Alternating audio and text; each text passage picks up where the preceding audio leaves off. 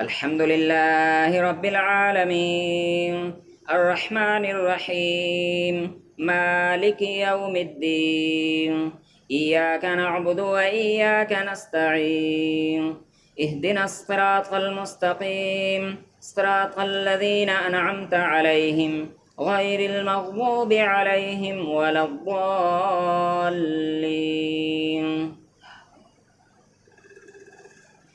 يسبح لله ما في السماوات وما في الأرض الملك القدوس العزيز الحكيم. هو الذي بعث في الأميين رسولا منهم يتلو عليهم آياته ويزكيهم ويعلمهم الكتاب والحكمة وإن كانوا من قبل لفي ضلال مبين وآخرين منهم لما يلحقوا بهم وهو العزيز الحكيم. ذلك فضل الله يؤتيه من يشاء والله ذو الفضل العظيم. مثل الذين حملوا التوراة ثم لم يحملوها كمثل الحمار يحمل أسفارا بئس مثل القوم الذين كذبوا بآيات الله والله لا يهدي القوم الظالمين.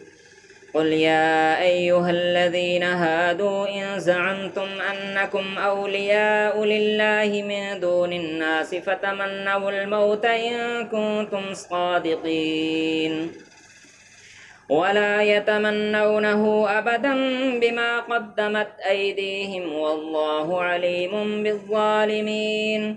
قل إن الموت الذي تفرون منه فإنه ملاقيكم ثم تردون إلى عالم الغيب والشهادة فينبئكم بما كنتم تعملون. يا أيها الذين آمنوا إذا نودي للصلاة من يوم الجمعة فاسعوا إلى ذكر الله وذروا البيع ذلكم خير لكم إن كنتم تعلمون.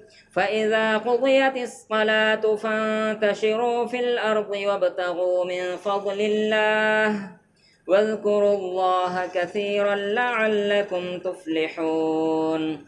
وإذا رأوا تجارة أو لهوا انفضوا إليها وتركوك قائما قل ما عند الله خير من اللهو ومن التجارة والله خير الرازقين. الله أكبر.